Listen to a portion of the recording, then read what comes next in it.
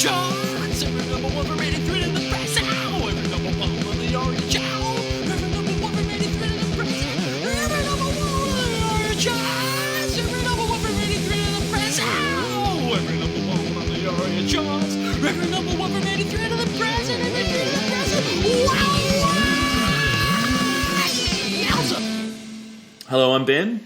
Hello, I'm Tom. And this is Sunglasses at Night podcast, episode 19, 90s wrap-up. Yes, normally we put on our metaphorical Ray-Bans, or literally, we're both wearing Ray-Bans right We now, are. so they're literal and figurative, and we go back through the ARIA charts and look at the number ones of the last year.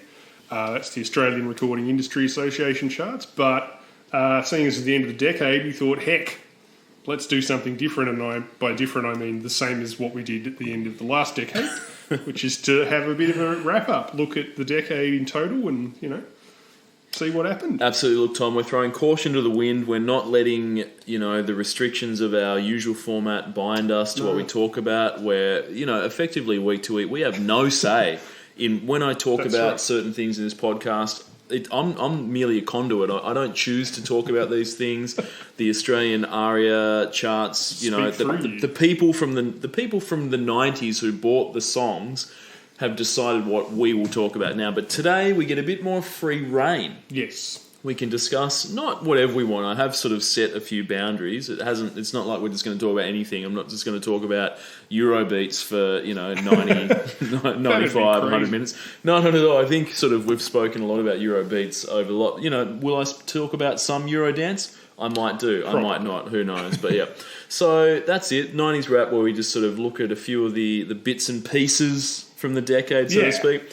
Tom, personally, do you is there anything about the 90s musically that touched you, that sort of you remember, something that you enjoyed, something that just sort of you look back at and go, oh, I can really remember that? I think the problem, which may or may not become evident as this episode goes on, is that, if anything, in the 90s I had possibly too much musical exposure. Too much. Yep. As Chris Rock once said, whatever's playing on the radio when you start getting laid is always going to have a special place in your heart, sort of quality notwithstanding, So I'll always have a special place for, Def FX, for instance, who are a fairly terrible Australian sort of metal, electro, experimental band that was the first gig that I ever saw at the Hobart Uni, the first, proper, the first gig that I consciously bought a ticket going, oh, I like that band, I'll go and see them. And we travelled to Hobart to go and see there, and we had to get in and that sort of thing. And yeah. Well, say what you will about that, Tom, but the Psychoactive Summer is like no other. So I think you can agree with that. I watched their first video on, just flicking back through, wondering if it could come in handy for any of this. It was called Cosmic Surfer, I think. Oh, yep. Yeah, and it was... No, Surfers of the Mind, sorry. Uh-huh. And you're watching the video, and they're almost uni age. And I think that it was the guys in the band, they found Fiona Horn, the lead singer. And you just look at just the frozen freeze frame of the start of the video, and you're like, oh, well, I can see why they picked her, because she looks like a supermodel.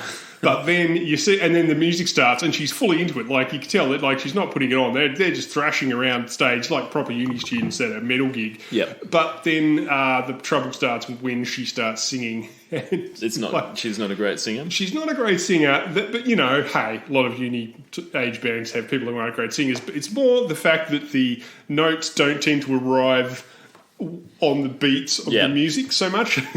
Like, those two things combined, really, you've got to have one or the other. You do, yeah. Auto-tune goes a long way these days, but it can't really fix not landing the words on the notes. For sure. Look, sometimes, Tom, they will select vocalists for a band for reasons other than their vocal ability. And obviously, as you mentioned, Def FX selected someone who was probably more attractive than the dudes in the band to bring someone in. Yes. Occasionally, say Wicked Wisdom, they will get Jada Pinkett Smith because of her celebrity status. That's right. She's not very good. Or that guy, who was the dude who did Sonia Dada, who was just coincidentally happened to be a billionaire, and he found some subway buskers who wanted to really get in on the act because of their shared love of this particular kind of music and not to do with the fact that he had $1 billion. Exactly right. Did I mention that he had $1 billion? Because he had $1 billion. He had $1 billion to put together Sonia Dada. What a waste of money. I know. That was the best thing he could do. Sonia Dada is with $1 billion in your bank. That is the best thing you can do.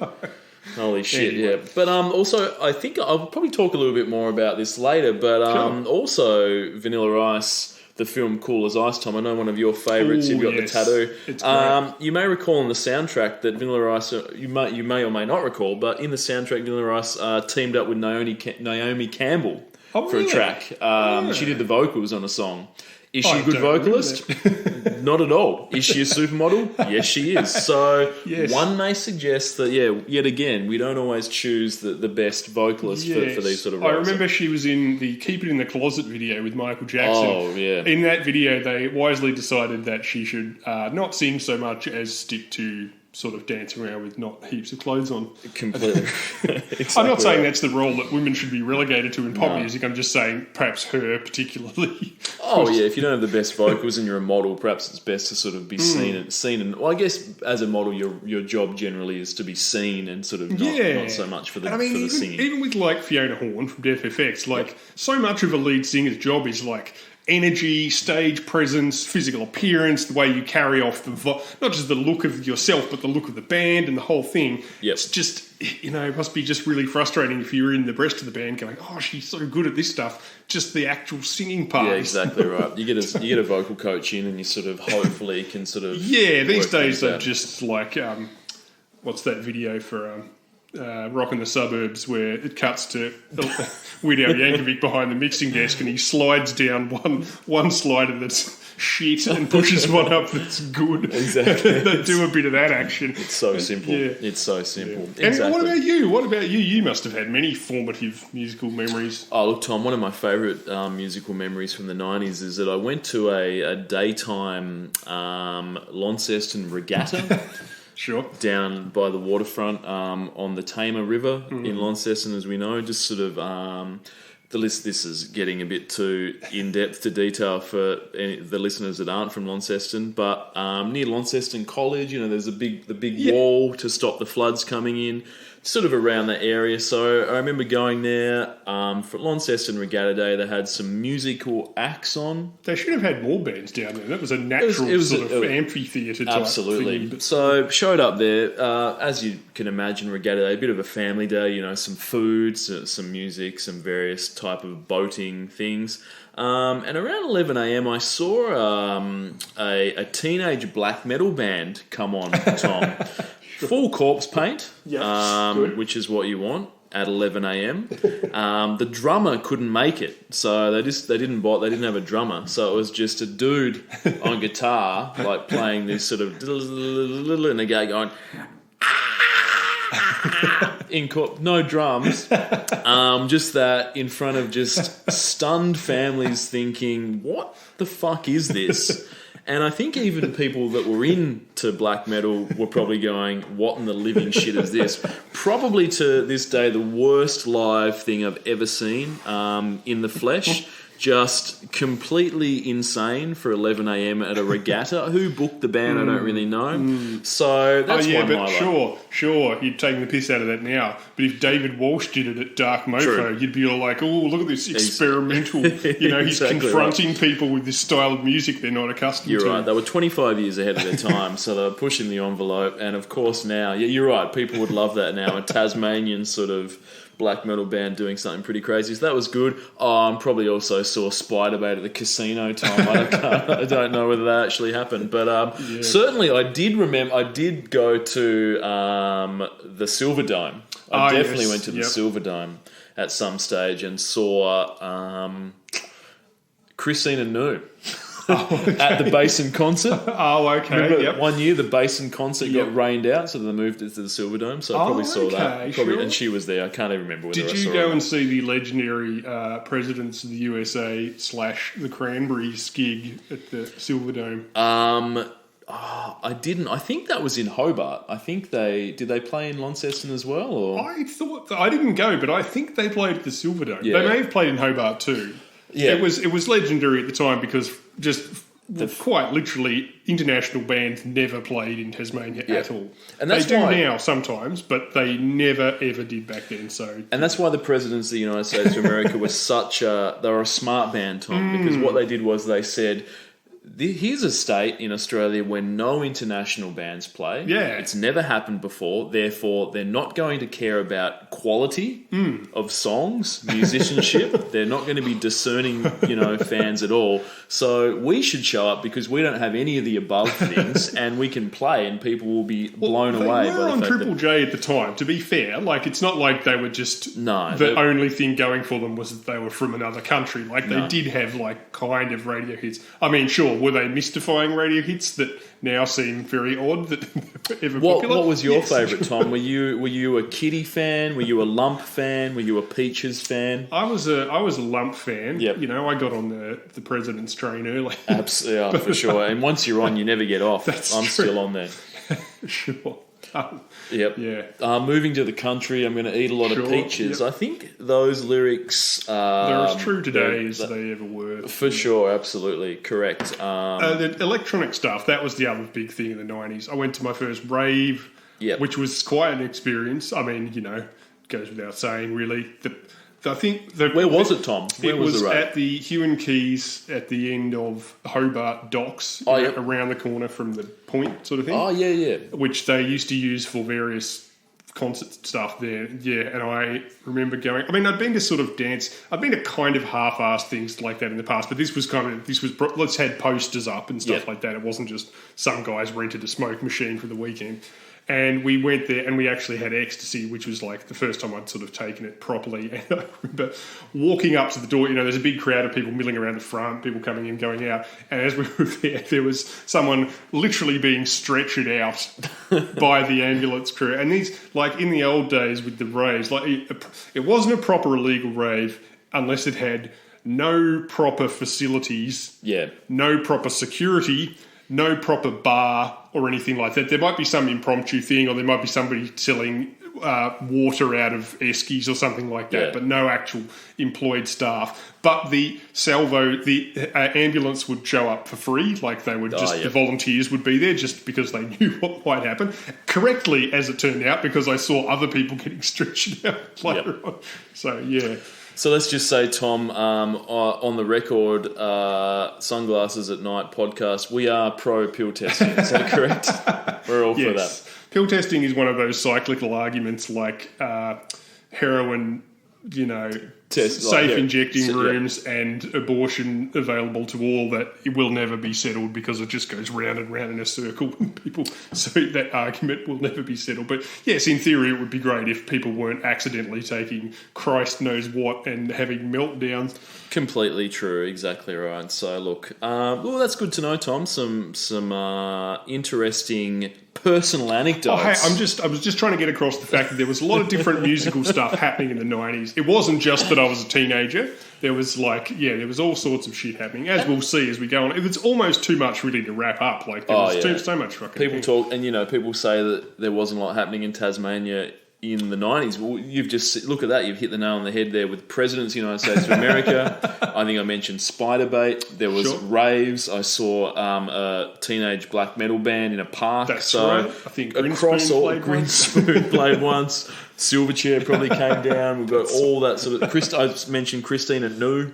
We had the Basin concert. There would have been a whole array of heavy hitters there, like the Mavises and who else would have been there? I don't know. Heaps of the guys, for sure. So the other thing, too, that did make it, as the decade went on as well, it became easier to get hold of music. We weren't quite up to the musical downloading era yet, but it became easier to watch music on TV. There were a bit more radio stations opened up and started playing more different types of music. We had more TV channels and they played more varied stuff. And the censorship laws went down, so you could play more controversial stuff as well. So correct. Yes. So as we went through our teenage years, it became easier to watch music. Yeah, you're right. At the start of the 90s, we had 7LA. and Better Music and Still No Racing, 7LA, sorry. That's and right. that was about it. And by the end of the 90s, we had, of course, Triple J, which was a big game changer. And Rage every weekend. Rage they would play every week. from like 10 p.m. till 6 a.m. all the way through the night. You'd get a couple of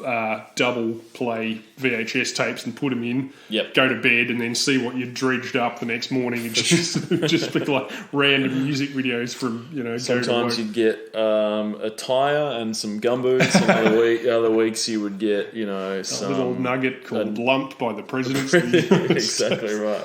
She's in my head. So let's actually get on with it. Yeah, let's before jump in. So look, I've cracked. I've done the stats. Oh again. yeah, hit me up. Done the stats. People were probably bored shitless last time, but that's okay. I'll keep it real succinct. So, 129 unique songs through the decade. Number ones. Yep, 129 number ones. So what's that? About 10 a year. Yep.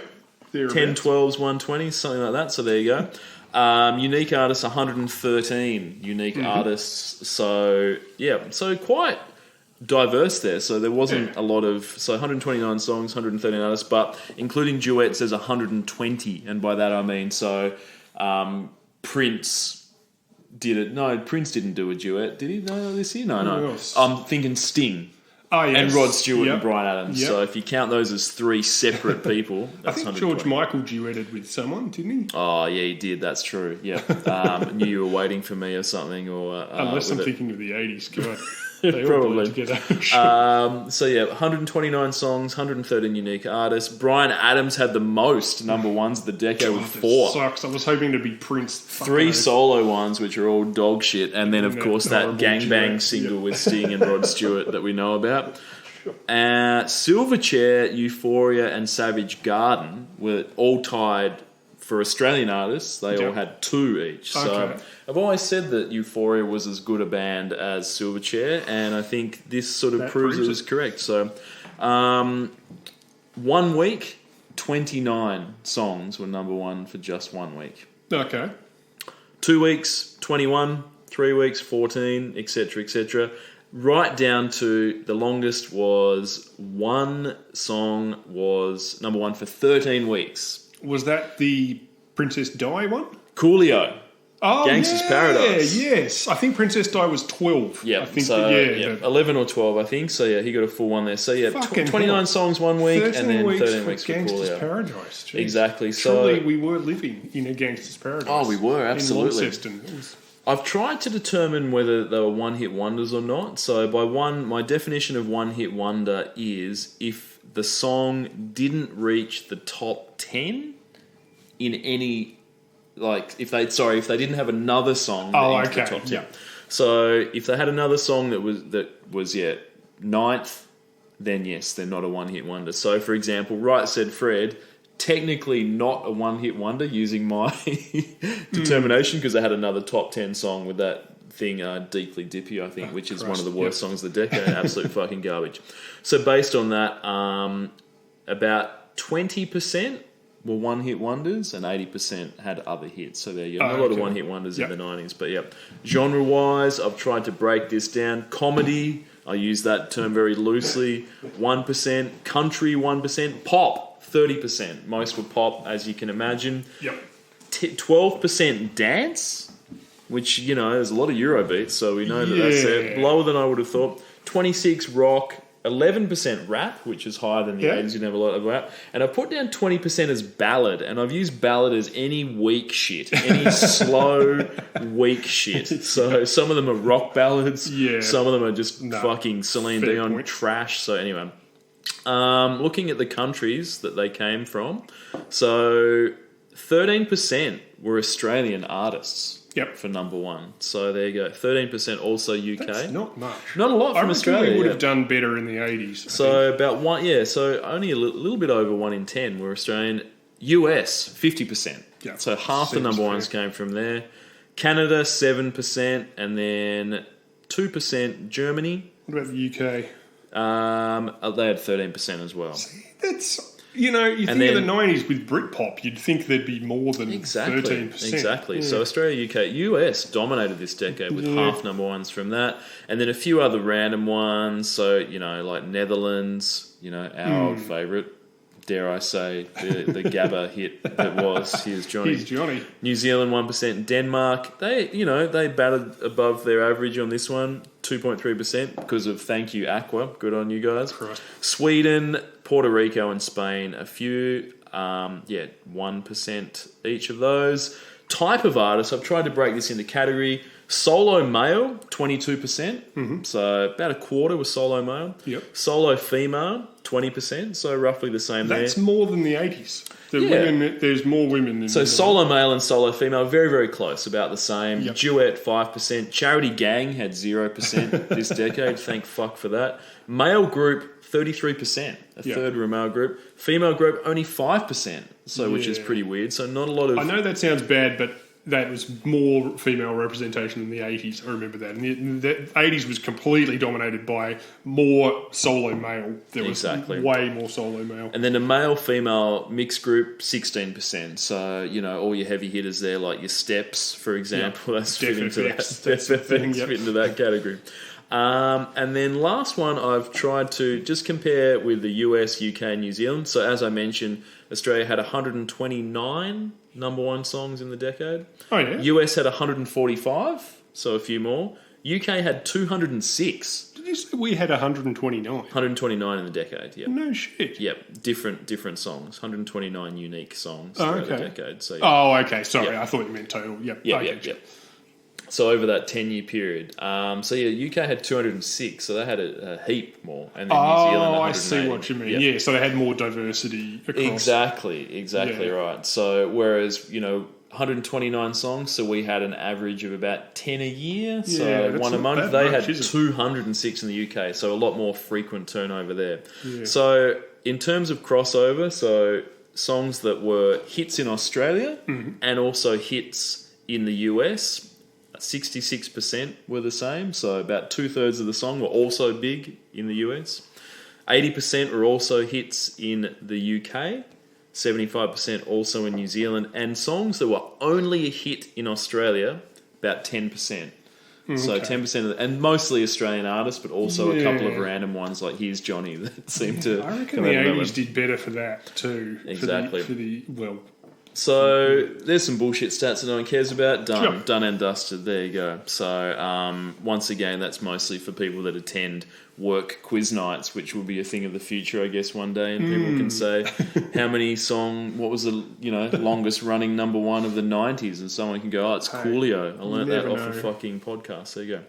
Cool. So moving on, Tom, to what I'd like to talk about next, if it's okay with you. So effectively, we've talked about all the number ones of the decade. We've gone through 129 of them. Some good, some dog shit, some mediocre. But what about the songs that didn't quite get there? The ones that were not quite the... okay. So just wanted to have a look at that. So effectively, what I've got is I've trawled through and I've been able to find what was effectively the second biggest song. Sorry, that's not right. The biggest song of each year that didn't reach number one. okay, sure. So I've been able to track down that data from ARIA. Thank you. Not to ARIA themselves, just some website I found it off. But yeah, so effectively 1990, the biggest song of the year that didn't reach number one was Michael Bolton's How Am I Supposed to Live Without You? You're a Michael Bolton fan, Tom? Oh, God. I don't know how I lived without him.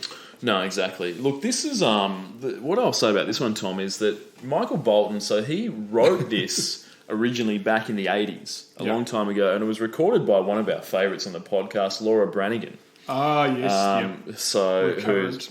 her self-control video, remember we mentioned it in the 80s rap, the one that was sort of like a weird rape fantasy, but it was good time. So Bolton then decided that he needed to record his own version in 1998. So 1988, sorry. So he was a songwriter, he wrote all the songs, and then he went, sorry, I need my own fame. Went out and recorded this. It reached number 2 in Australia. He wasn't quite able to hit number 1.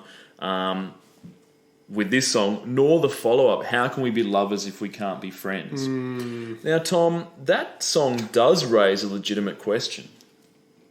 How can we be lovers if we can't be friends? How can we start over when the fighting never ends? How can we make love if we can't make amends? How can we be lovers if we can't be friends? Do you think that is, is that fair? Is that a fair assessment of sort of a relationship? Has Michael Bolton hit the nail on the head with that one?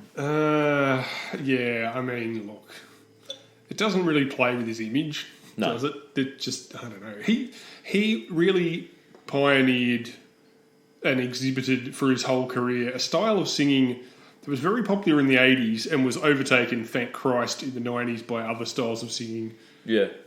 And I like to me, it sounds like someone trying to whisper as loudly as possible. Yeah.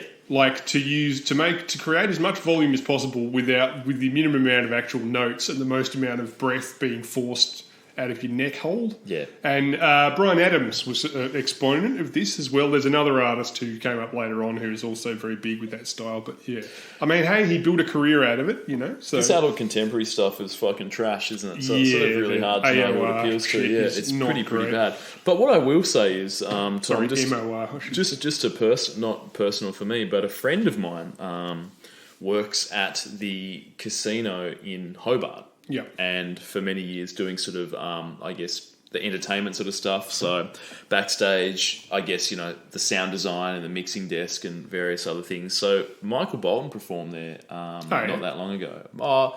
In the last 10 years, I'd say. I can't remember exactly when it was. And so a friend of mine said, got to meet Michael Bolton backstage with him. It was in the summertime, a little bit warm. Friend of mine, the guy that was working there, said, look, it's a bit hot here in the dressing room. Put the air conditioning on for you if you want. And Michael Bolton turned to him and just said, I don't do air. Says a lot about the man, I think. So he doesn't do air. So Michael Bolton, I don't know whether that means sort of across all types of air, oxygen, whether he doesn't do that as well. But if you do run into Michael Bolton on a hot day and you offer to turn the air conditioning on, just be aware that he will turn you down. So maybe he had a terrible air habit and had to go to rehab. Probably since did. Then he's been, he just doesn't do air. Yeah, anymore. It's fair enough. Well, that's the thing. We probably don't really know whether. Yeah, you're right. It might explain why his singing style sounds like he's being choked to death while he's doing it. Definitely. Much like Bryan Adams, unless that's just me projecting my desire to choke Bryan Adams to death while he's singing. Bryan Adams is sort of like all the goodwill that he'd built up with me in the 80s, he definitely used up in this decade. So much trash. So I swore it was going to be Prince with the most number ones. I was hoping he must have had at least... Prince had about him multiple times. I think he had a few in the 80s, yeah. Surely. But anyway, exactly. Please. Cool. 1991, second biggest song of the year was Tom, Guns N' Roses, You Could Be Mine. Yeah. Actual rock and roll. For sure. Now, this was a lead single from Use Your Illusion 2 and featured in Terminator 2 Judgment Day. It sure did. Apparently, this is what I found interesting. Arnie had Guns N' Roses over for dinner to negotiate the deal of including this song in the film. Can you fucking imagine that dinner party? I like to imagine that. Arnie Slash, JFK's niece, or whoever the fuck Arnie was married to at the time. Duff just hanging out going, can we get that? It would have been, like, what would the appetizers have been? What would have been cocaine? Just a silver tray of cocaine carried by a midget.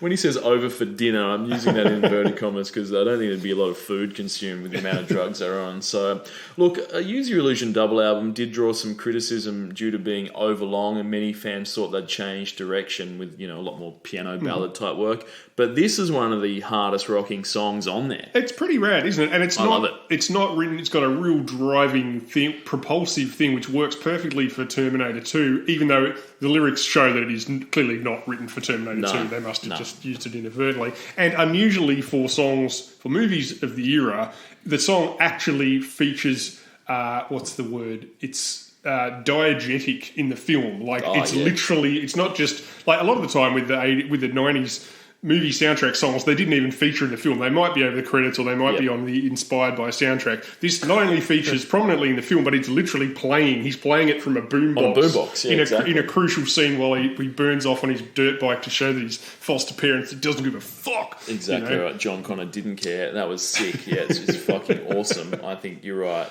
It's completely rad.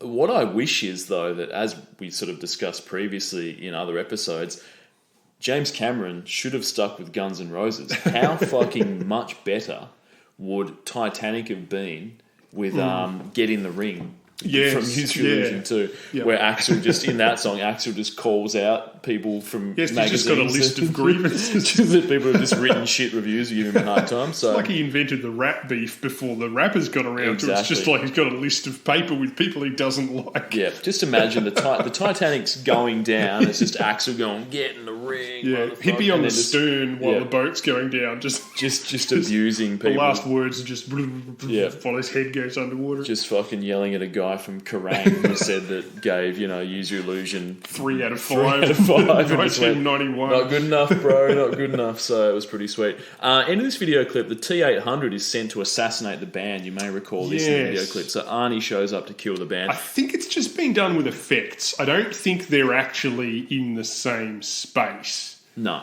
But it looks cool. Yeah, so they cohabit visually in the same space. So and that then must have been part Axel, of it. And then it says waste of ammo, so he doesn't kill him, which is very, very clever. I think the dinner that they had with AC/DC must have gone a lot better than the one they had with Guns N' Roses, because in the video for Big Gun, which was the song that was in Last Action Hero, Arnie not only appears in the video, but he appears in the video dressed up as Angus Young in a gigantic schoolboy uniform and carries Angus Young on his shoulder, who looks like a ventriloquist dummy down the stage. Yeah, that's quite a good video if you haven't seen it. 2 plates of cocaine must have helped to sort of get Arnie to agree to that. So, yeah. Well, look, I'm glad Arnie didn't assassinate Axl Rose, because otherwise we would never have been given the chance to enjoy Chinese democracy 17 years later. So that's exactly thanks for that. So that was 1991. 1992, Tom, you're not going to believe this. It's Guns N' Roses' November Rain. You're fucking kidding me. Yep. The highest... So it only made number 5 on the charts, but it was the biggest song of 1992 that didn't reach number 1. Do you reckon that song qualifies as a power ballad? Oh, of course. 100%.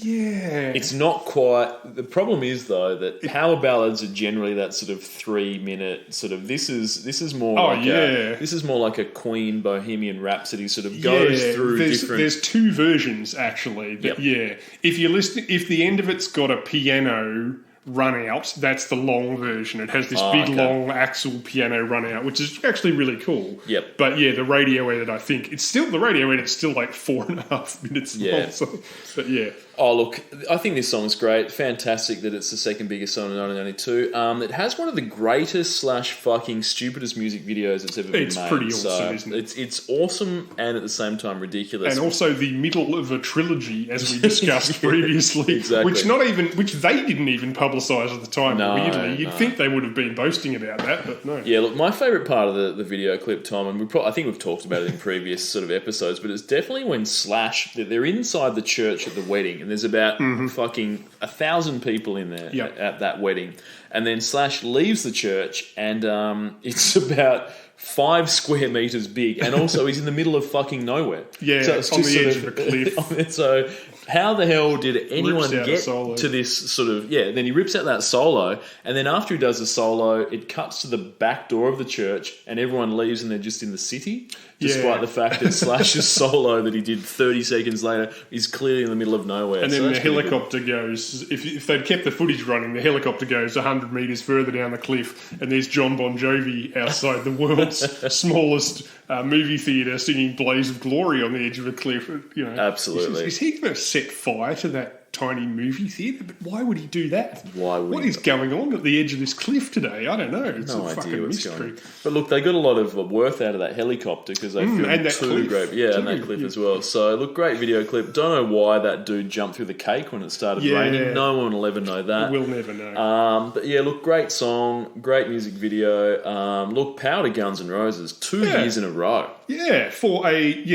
keeping the glam metal dream alive well into the 90s, Yep, exactly right. So look, I guess that's the power of releasing 2 albums instead of a double album. You got so many songs out there, 28 songs or something across the 2 albums, or 29. So a lot there. They've got, they can release singles for 5 years, and that's obviously what they've done. And, they've got that. So congratulations to Guns N' Roses, 2 good songs. 1993, Tom, one of my favourites, Sweat Bracket, A La La La La Long by Inner Circle, God. which was the second biggest song of 1993. Now, is there anything problematic with these lyrics, Tom? Girl, I'm going to make you sweat till you can't sweat no more, and if you cry out, I'm going to push it some more. Problematic, or is it just hard to know without more context? I think it probably is, because I guess if the cry out is, yeah, fuck me in a circle, then it's okay if that's the cry out. But if the cry out is, please stop in a circle, then we clearly have a problem. So we don't know what it is, but it sort of sounds pretty dicey, like it's sort of, if you cry out, push it some more. But the thing, what Inner Circle have done is they don't give us enough time to contemplate if the song is indeed problematic, because they distract us with the a la la la la long, a la la la la long, long, long, long, long. Wait a minute, did they just say that, is that dude like having sex with someone against their will? A la la la la long, long, long, long, long. So people don't really question it. So smart move from Inner Circle, sketchy lyrics, and shit song. It's appalling. It is One of my least favourite songs of all time. Yeah, look, Tom, I don't know if I've mentioned this before on the podcast, but I caught a ferry once from Ireland over across to England, and the guy on the bus just played this song and Bad Boys on repeat over and over and over again. So I had to listen to this for about 12 hours. Bad Boys is the better of the 2 songs, I think. So I think if I've had to weigh up sort of the best of Inner Circle, Bad Boys versus this, definitely choosing Bad Boys. Yes. Do they have any other hits? Probably not. I'm not sure. Don't Who the fuck knows exactly? 1994, Tom, second biggest song of the year. Sorry, the biggest song of the year didn't reach number 1. Bon Jovi, Always. You know this one?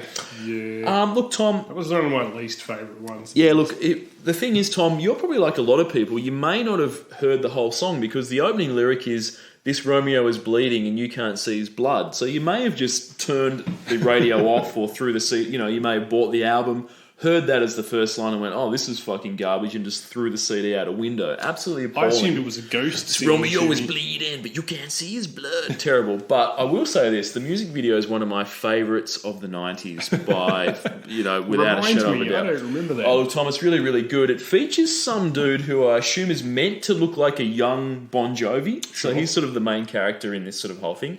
His girlfriend is Carla Gugino. Oh, yeah. Who's looking... Famed actress. Yeah, she's looking fucking hot as hell in this, I will admit. She still does. And so young Bon Jovi and her, they're living in an apartment together, and their housemate appears to be Kerry Russell, Felicity. Remember from Felicity? So she's the housemate. So the dude... He works down on the docks. Yeah. So young Bon Jovi and Carla, they film a homemade porno. Okay. Just sure. While Felicity's not home at the time, they film a porno, and then they accidentally leave the VHS tape in the player. Uh-oh. So Felicity comes home, sits on the couch, just says, "What's in the old VHS player?" Presses play. Whoops, it's the old homemade porno. She's like, oh, shit. So a bit awkward. She has a bit of a laugh. It's okay. How old is she in this video? Oh, she's of age. Oh, okay. All right. Don't worry, it's not sketchy. Felicity must be older. It's all street legal. Okay. All street legal. So yeah. So anyway, so young Bon John and Kerry Russell, they end up getting it on. So they're housemates. Okay. So it's a bit of an awkward situation. Sure. Young Bon John is going out with Carla. Yep. She's gone out to do the grocery shopping, and then young Bon John and Kerry Russell get together. And what happens is he's left the tape recorder filming. He's filming him. Oh, so it okay. must be a thing where he just films everyone in bang. So sets that up, films it, and then Carla walks in just as they're about to bone. So she sees him. She's like, no. "Oh no, you're my boyfriend, my lover. What are you doing with the housemate?" So she runs out the door, just gets the fuck out of there, and then she's walking through the town, and then she falls asleep in the doorway of a random building. She just sort of crashes out, falls asleep there in the boundary. Then the owner invites her in, and he lives in this fuck off massive art studio. Okay. Now he looks like a sex offender, but that's beside the point at this time, Tom. So he's an artist. He starts painting her. So, she walks in there, they have a few drinks, everything's nice and relaxed, she's forgotten about the boyfriend Felicity at this stage. So, has a few drinks and ends up taking her the artist first takes his shirt off. He likes to paint topless, which is fair enough. He can do what he wants. It's his art studio. She ends up doing the same and takes her clothes off, and he paints her in the nude, and then they end up boning.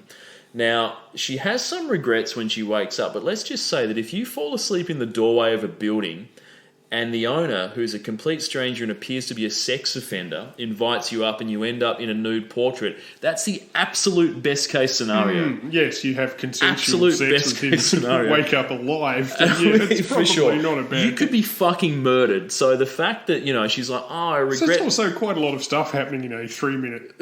There's a lot happening. Also, this is all PG, by the way. So when you say boning, you're talking fairly heavily implied. She wakes up nude in the bed and she's all like, I shouldn't have done that. It's just like, you fucking could have been killed, so it's okay. So, look, anyway, she calls up the boyfriend, who she's just like, oh, look, I know you banged Felicity, but look, hey, let's try and work this out. So he comes over to the apartment to sort of go, okay, I'll pick you up. The artist guy, he's out. He's probably got a day job or whatever, so he's out of there. So the boyfriend walks in.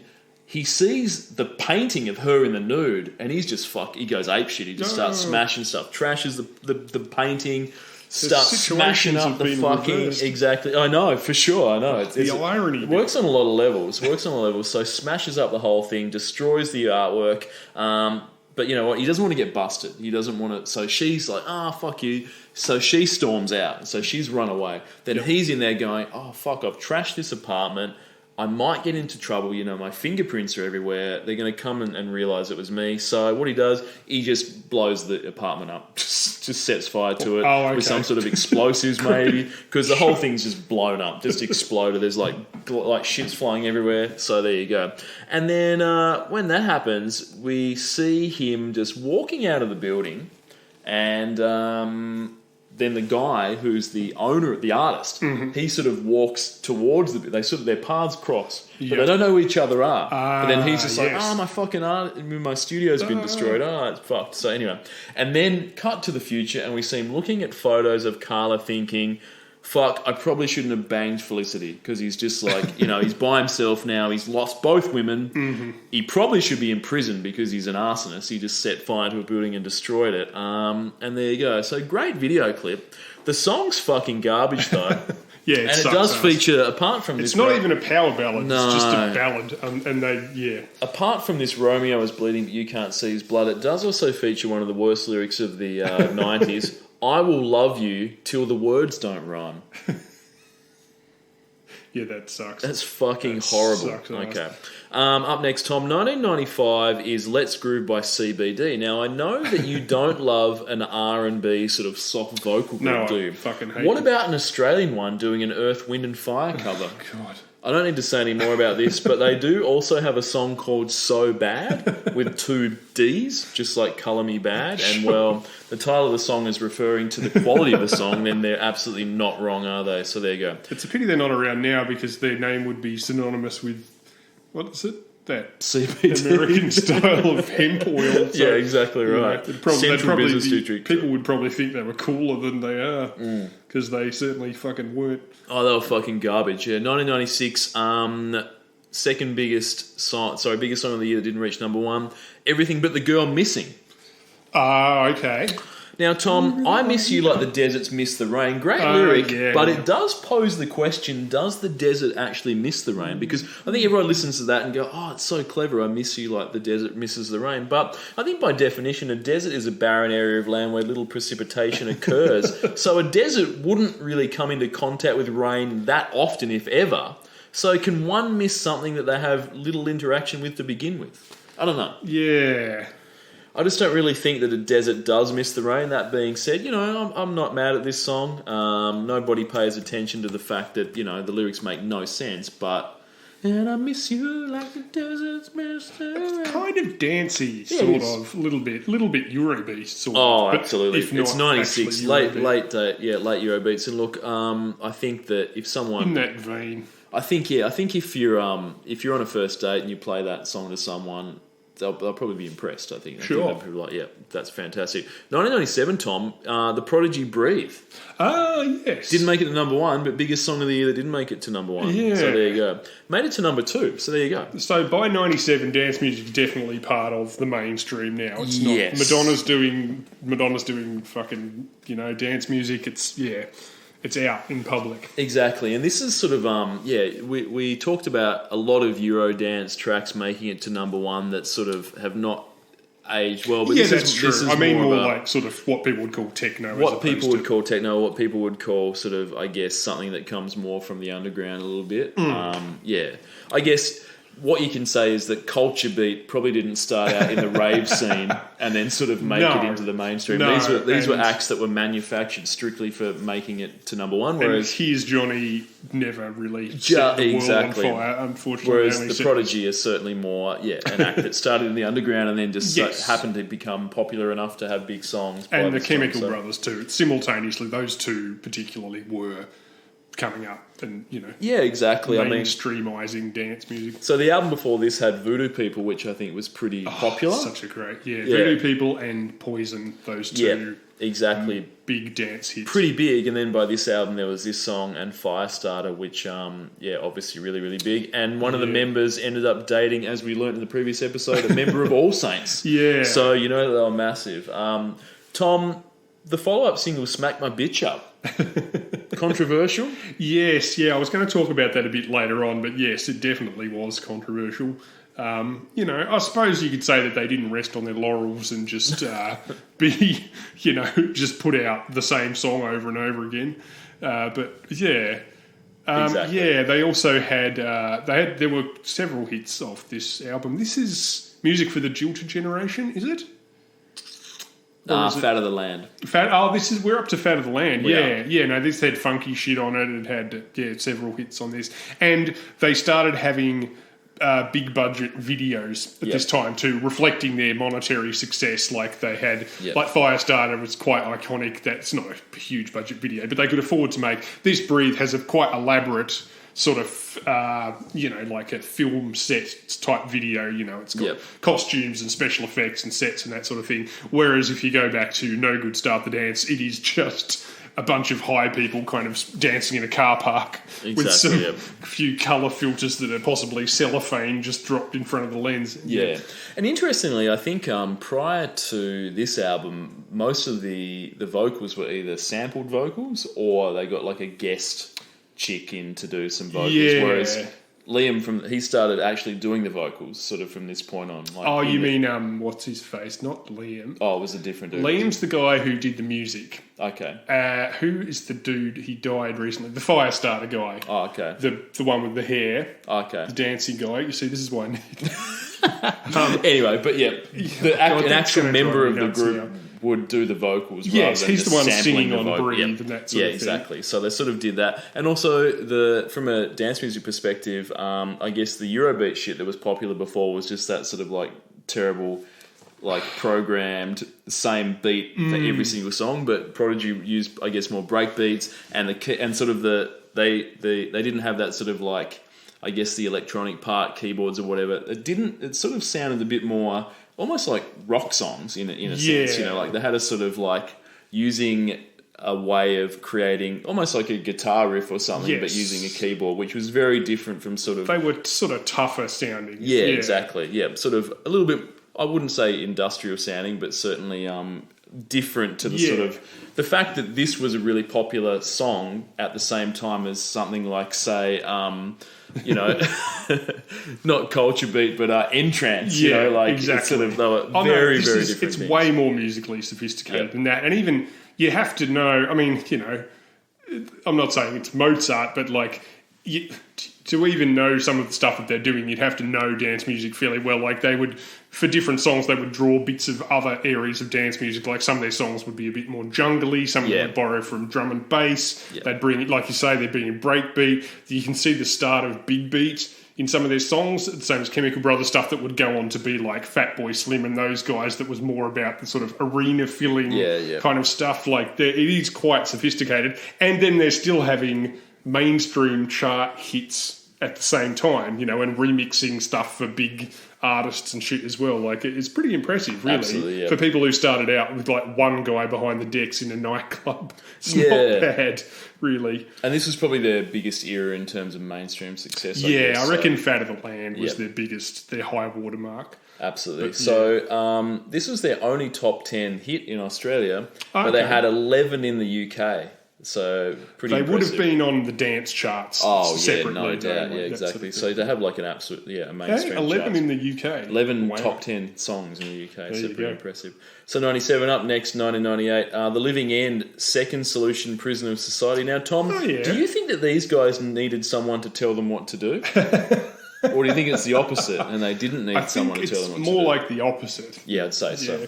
So look, the double bass is without doubt one of the stupidest fucking instruments going around, isn't it? I mean, imagine sort of being the Living End and then breaking, like this song was very popular and then, you know, I think at this point this song's like an Australian anthem, isn't it? It's almost like a fucking Cold Chisel K-Sam or something like that. Yeah. So look, it's a big song. Look, I'm not mad at it. I don't hate it. You know, don't love it. Don't really care for this band. But, you know, if I was watching some pre-game entertainment at a basketball game or something, or a football game, I'd be like, yeah, fine, it's Living End, whatever. But, I mean, imagine them getting popular and having to lug a double bass around Europe for 6 months. Imagine that sort of just going on we booked a tour around Europe and you got to carry that. I mean, just get a fucking regular bass. It's got a weird kind of credibility attached to it, which may have something to do with its sheer impractical physical size. Could be that. could be that.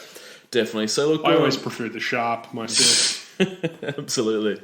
And then 1999, Madison Avenue, Don't Call Me Baby, made it to number 2. Madison Avenue, they were always a poor man's Euphoria, let's face it. They did have international success with this. So I remember thinking, oh, these guys are pretty big when there was an ad for, at the absolute height of its success, fucking Will and Grace. Yep. I think it was the last season that they had like a TV promo for the upcoming final season, and it featured this song in it. Not just in the background, but it was like they were like doing like, you know, they were doing like choreographed stuff in time with this song. I was thinking, oh shit, there are 2 Australians, that's all right. That's pretty good, yeah. At least this is their 15 minutes. If it's your 15 minutes, cash in while it's getting good. Doubt. And look, you know, hats off to Madison Avenue because they did quit the game after one album, which is what something this shit is probably. I think they had one other hit that I can't remember the name. Oh, we'll get to talk about it next week, Tom. So don't worry about that. Interestingly, and we don't have to talk about this for very long, but the list that I look at also had the 100th biggest song of each year. Oh, okay, sure. 1990, Janet Jackson, Escapade. Okay. Take You on an Escapade, baby.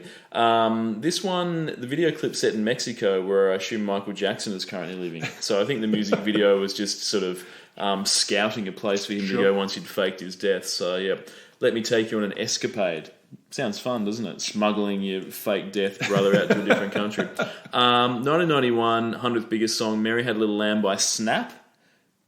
This is Rhythm is a Dancer. I remember This Snap. I don't remember Mary this is Had a terrible. Little Lamb. 1992, Rocket Man by Kate Bush. Do we need a reggae-inflected cover of Rocket Man? Not sure if we do, probably not. 1993 was Tasman Archer, Sleeping Satellite. I remember that. Yeah. I thought that got higher than that. I think if someone said to me this is the 100th biggest song of 1993, I would certainly believe them. I don't really... Anyway, there you go. 1994 is Culture Beat. Got to get it. Boom. Okay. 100th best of... This is top 75. Easy. Fuck knows who's doing this.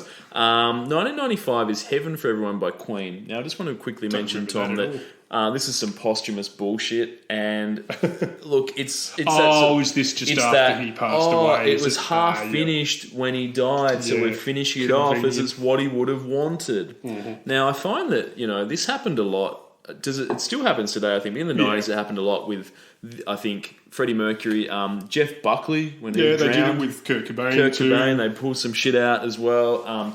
Obviously, Tupac, I think, is still releasing new material these days. That's a whole other thing. So it's obviously like, when they say, we're just doing it because it's what he would have wanted. It's it's bullshit, because most of these dudes didn't want their half-finished bedroom around trash released in the first place. And look, there's obviously a difference between, I think we talked about when Biggie died a few episodes ago, where it was effectively like his CD was recorded and pressed up and he was killed, as it was about to be released. It's a finished piece of work, as opposed to sort of like, as I mentioned before, like Jeff Buckley, where it's just like, let's find just dig through the hard some drive, demos and sort of fucking do it. So good.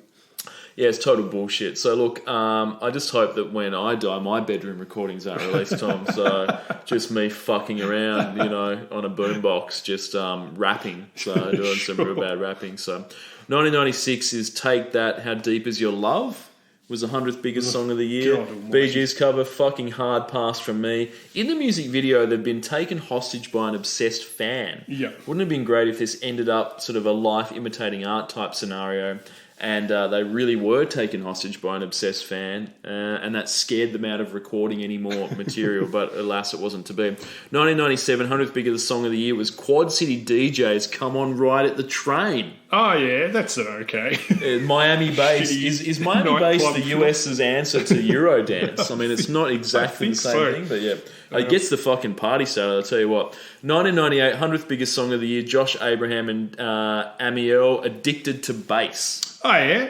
I actually didn't hate that. Yeah, it's not great, but it's not bad. But I think if you were at the saloon, that'd be probably the best song you would hear all night. Yeah, I think you're absolutely right. Interestingly, Tom, I know that we live in a society now where, obviously, fortunately, I think we realise that certain vices lead to certain behaviours and people get into certain situations. So we do provide. There's support groups, both government and I guess sort of private, where if you're, a drug addict or, an alcoholic, gambling addict, you do have somewhere to turn. I think, you sort of Alcoholics Anonymous, you can seek some help. Gambling, there's all sorts of ways that I think if you are struggling and you do find yourself sort of, in a certain situation where your behaviours have led you down the wrong path, that you can seek help. But as a society, do we have any safety net for people that are addicted to bass? No. Have we done anything for that? Not really. Should we be looking into doing that? Should we be, doing, you and me, maybe the podcast, should we be doing a charity drive or some sort of, Kickstarter or whatever the case may be to raise money to set up a support group for those that are addicted to bass? On the one hand, their lives are so much harder than people who are merely addicted to treble. But on the other hand, their lives are easier than people who are addicted to double bass. That's who true. really have only their old the Sharp cassettes and living in CD sets to listen to. If you're addicted to the double bass, strung out on a scratched old copy of Second Solution, that you've been mainlining since 1995. For sure. And I mean, I don't know. I've not checked my workplace's sort of HR policies, Tom, but do you think that it is possible to get some sort of, special leave for a bass addiction? So if you just sort of said, look, I need 2 weeks off. I am addicted to bass. Would that fly? And if it doesn't, should it? I mean, should we be lobbying government? Should we be sort of, saying, hey, let's sort of deal with this. We need to deal with this sort of bass addiction. Well, they say, what are you actually going to do about it? And say, well, I'm going to the treatment centre in the UK. What happens there? It's bass in the face, London. Bass in the face. I mean, that's the problem. That's the thing, though. You are addicted to bass in the UK, and you walk out the door and you just get hit in the face by bass. Ministry of Sound everywhere. Yeah, exactly. So that's 1998. 1999. 100th biggest song of the year, Tearing Up My Heart by NSYNC. I don't even know what that is. Fucking garbage. All right, done. Sure. What do you got for me, Tom? Oh, what have I got? Well, what? No. What do you do last time? Why don't we? I think we did the same thing last year, which was last decade, which was that we both had a look at some songs that charted in countries other than Australia. Okay, yep. Maybe not number one hits, but things that were in the charts that did not register here. Yep. Or certainly weren't anything high enough for us to have, Absolutely, to talk about. Yeah, so I believe you had a look at the UK. Yep, I've America. compiled. I've got New Zealand actually. Oh, okay. So I've had a look at some songs that did actually hit number one. In the US and New Zealand, but weren't number one. But not one here. No. Okay, some of mine were number one. Some cool. of them, but yeah. All right, what you want to hit me up first, Tom? What do you got? Sure. I did. I looked around Europe. Which is a small place. It's not really a continent. Let's face it. The only reason it's called a continent is because it was, as it says in the America. The Daily Show book is because the people who decided what constituted a continent came from there. Yep. But there's a lot of little countries there, and they've all got their own pop charts, and they all weirdly. Sometimes they're all on the same page. Sometimes they've got very different ideas. Yeah. This is an example of one of them. This was a number one hit in Germany in 1995. Yep. And Germany only for reasons that might become a bit more apparent. It's called Mief by Die Doofen. Mief, it means in Germany, excuse pronunciation, that means like stink or pong, whiff. Yeah. And Die Doofen is the dickheads, or the stupid. Okay. The song itself is a mildly charming, bouncy, lo-fi, strum-along melody, plus two harmless-looking dorks in bad comedy suits singing over the top of it. Die Doofen are a couple of guys who look a bit like Lano and Woodley at about the same time, and certainly would have been doing their musical comedy stylings on Hey Hey It's Saturday if they'd spoken English instead of German. Comedically, they would have fitted in perfectly with lyrics that start off like this. This is translated: earwax, neck grease, bad breath, nail dirt, abundant armpit sweat, oily hair and smelly feet.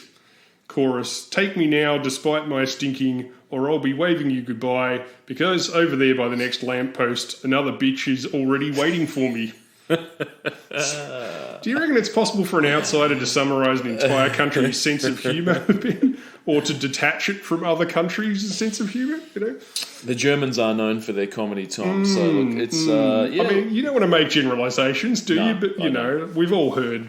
I mean, well, for instance. To say that, on the other side of the coin, for instance, I tripped over another novelty song that was a brief hit in Germany in '89 by someone called Werner Wichtig, Pump Up This Beer. Any ideas what that might mean? Pump up the beer? It means pump off the beer, same thing, which I didn't need to look up because when you watch the video, it's just two bogans with beards at the pub singing a sort of shitty, occasional rock influenced cover of Pump Up the Jam by Technotronic.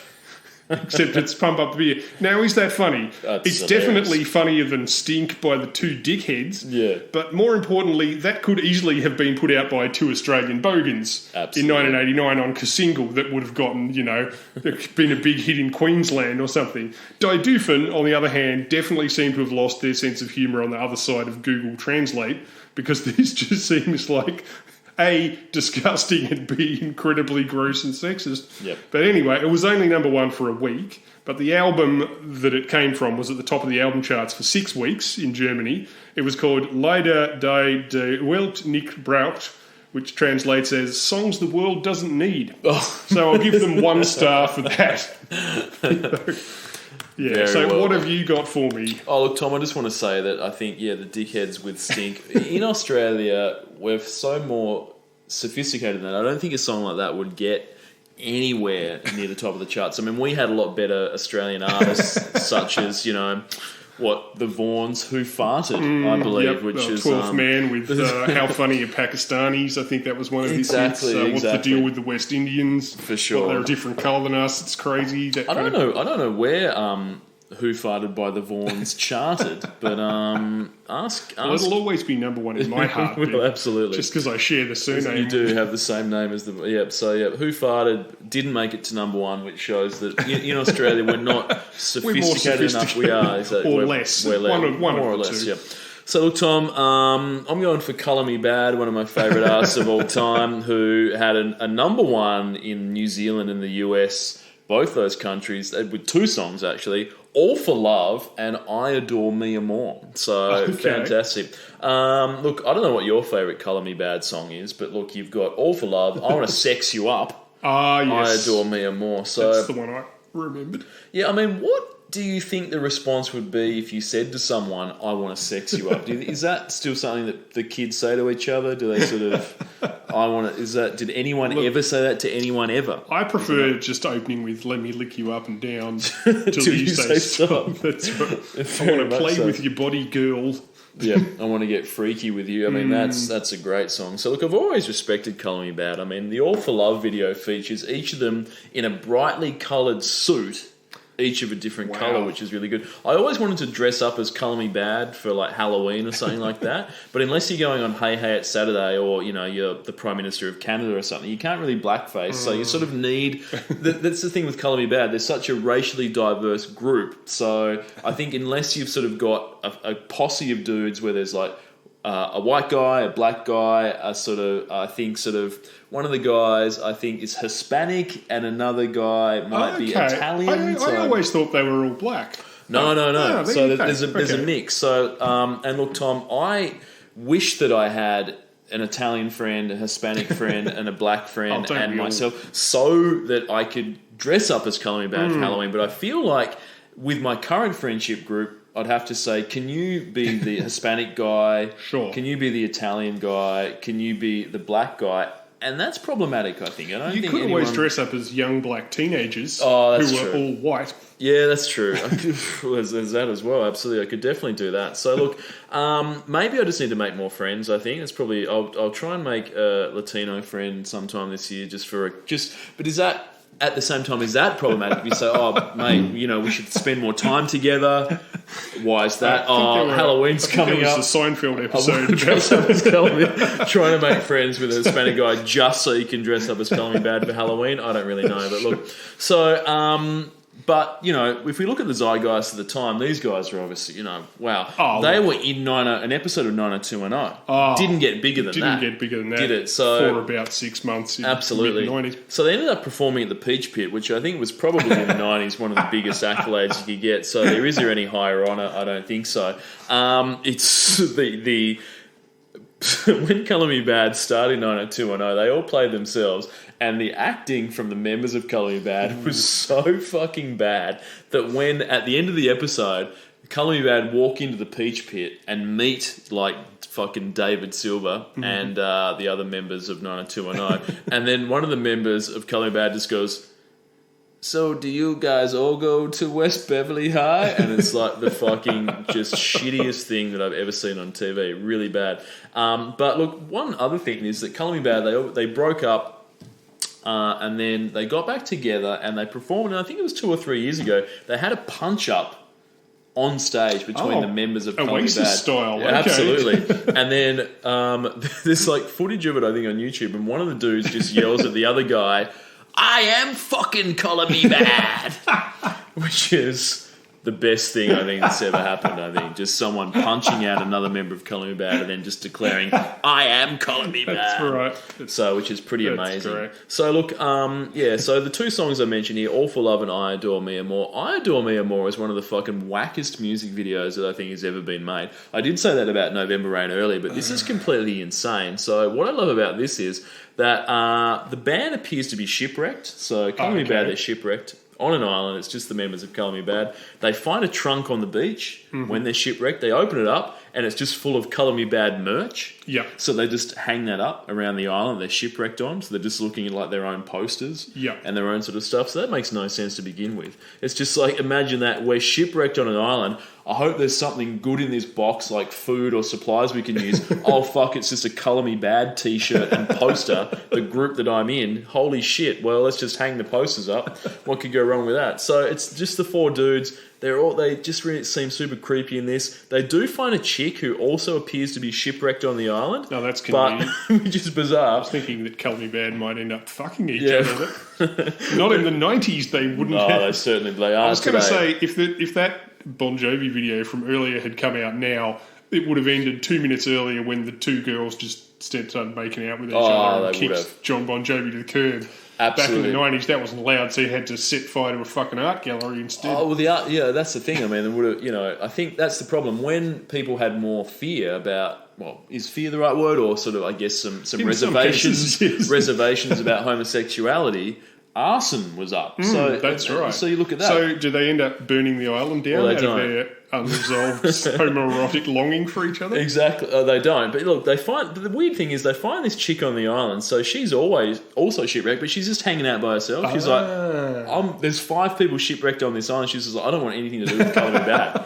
She's just totally hanging out solo. Yeah, exactly. So she just figures that chilling out by herself is better than hanging with those guys. The clip does imply, though, that she bangs all 4 of them, which seems like a bad idea, with 2 Ds, might I add, on the bad. So for both her and the band, I mean, because she's just going to break the band up if she's sort of trying to hang out with all the dudes. Sure. So, but may I just mention that probably the sickest look, I did mention in a previous episode, the sickest look is a wetsuit with a sort of suit jacket over the top, sort of indecent obsession style. But I actually think the sickest look is a chambray shirt with love written on it in huge letters in 4 different colours across the front. And with that chambray shirt, then overalls with one of the straps undone. So I think that's pretty much as good as it gets. The one strap overall really had its time to shine in the 90s, didn't it? Yep. Boy. And I just want to say that I don't know which one of them looks more like a sex offender in this. So I think all 4 of them look real sketchy. But yeah, anyway, love Colour Me Bad. Power to them. I am Colour Me Bad, by the way, Tom. I'd forgotten I adore me. Yeah, it's great. Hey, maybe they left that one guy on the island all that time, and that's why he was so resentful. Ooh, I want to sex you up. That's the one I remembered. I'd forgotten I adore me more. Oh, yeah, they're all hits, Tom. All hits, every single one of them. So, yep, New Zealand and the US love them. So cool. All right. Up next, we're flying over to Denmark. Ooh, this was a number 2, although it was also number 10 in Norway. This is Roller Girl, Dear Jessie.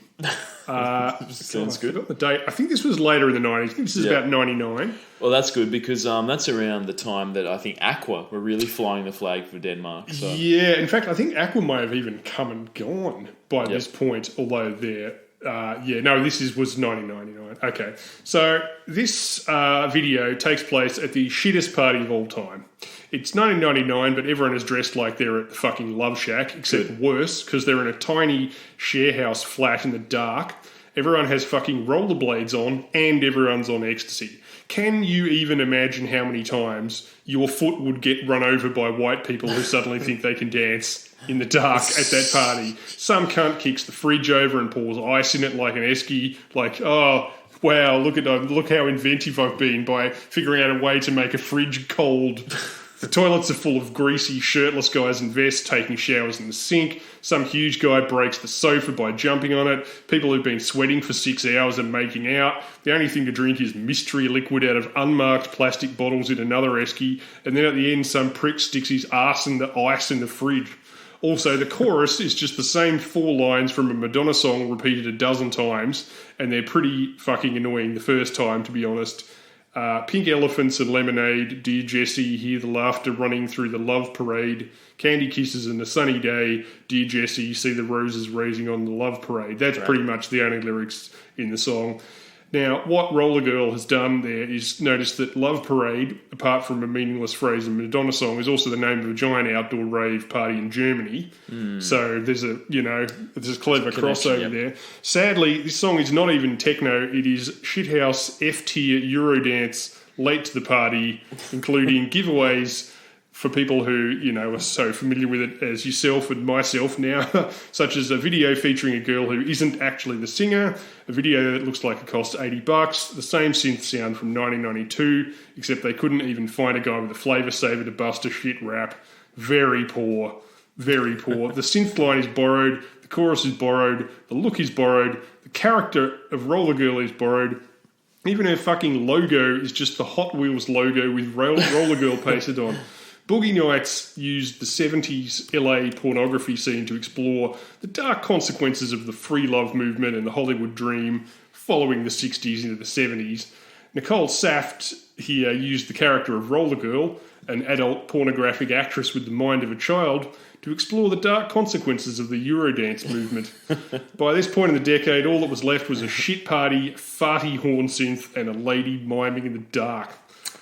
Terrible. Jeez, Roller Girl. I'm unfamiliar with Roller Girl, Tom, but she had a few hits. I checked up subsequently, and by hits I mean minor dance, things in the Netherlands and stuff. And as mentioned, the lady in the video isn't even her. So if you watch the video, yeah. Apparently they performed at the Love Parade the first time they performed as a group, and she had stage fright so severe that she had a nervous breakdown or something, like a panic attack. So at the last minute, they got someone else to fill in, and then she appeared in the video. I don't understand how that works, but supposedly that's what happened. And the weird thing is they look very similar. Usually it's a case of, very talented person of one skin colour versus young blonde person of another skin colour doing the miming. But in this case, they both look pretty much the same anyway. Yeah, that's enough about Roller Girl, who I'd never even heard of. Please, take it away. Well, Tom, New Zealand are always at the forefront of music, I think, and they know what is good. And they sure do. This song made it to number one based on the fact that it is an incredibly great song, and I'm, of course, referring to Green Jelly with Three Little Pigs, Tom. So good on New Zealand for projecting this to the top of the charts. Pretty popular in Australia too, but it never made it that high. No, exactly. For sure. So look, some people might be saying, who's Green Jelly? Well, they were known as Green Jello for a brief moment in time before they were sued by Kraft and then they had to change their name to Green Jelly, so that was okay. So look, Three Little Pigs, as you can imagine, it's a hard rock song that reimagines the child story, the fantastic story that is the Three Little Pigs. And it's a whimsical tale, but of course in this one, the pigs, some of them smoke a bit of the marijuana. Some of them get up to some crazy antics. So it's all good time. So look, it's been described as comedy rock, and this is novelty hard rock, I guess. But look, they wrote it all the way to number one, and I respect that. And in the US, what I respect the most about this is that they released the single on VHS. Which I think is fantastic. Well, it did have a claymation video. Yeah, stop motion video that looked like someone had put some effort into it. So. It's pretty fun, to be honest, absolutely. So look, interestingly, Maynard from Tool does he's one of the pigs. The three pigs. So someone else had something to do with it. Danny Carey, the drummer from Tool, he was in Green Jelly for like 5 years, so he played drums on this track. So basically, Green Jelly is half Tool. It's effectively that. So it's good to know that. I think one of the guys from Green Jelly, who's the guy that's been in the band. So effectively these days, so Green Jelly still exists, but what he does is it's just the vocalist guy. Sure. And what he'll do is he'll recruit a band in like another part of America. Yes. And he'll just fly in for the weekend. And he'll do the songs with a backing band, and he just does that. So effectively, there's been heaps of people doing that. But prior to that, the band actually had one of the members from Tool on the drums. So it's funny that it's sort of like like a very serious professional band has sort of these comedy origins. But I think the dude from Green Jelly said it's interesting that that Maynard performed on this song because he's been in both the best band in the world and the worst band in the world. So I don't know whether he was implying Tool's the worst band in the world and Green Jelly are the best. I'm not really sure. Possibly. So this is fantastic. Watch the music video for this. It is sort of fun. It's just a fun novelty rock song. I remember seeing it on Rage as a kid and thinking this is pretty cool. So it's probably, by today's standards, it probably sounds quite heavy, I would imagine. Yeah, it's certainly got loud, crunchy guitars and lots of random yelling and stuff. But the band themselves are pretty funny. They got sued by Metallica as well, I think, at some stage, because another one of their songs, it's an original song, but then just in the middle, they just put in the riff from Enter Sandman. the next couple of minutes. So it's just like, why not? So yeah, good on them. So yeah, novelty rock in all of its finest forms. That's Green Jelly, Three Little Pigs. So good times. Yeah, man. I remember listening to that several times. Yep. Yeah. All right. Okay, we're in the Netherlands still. Good.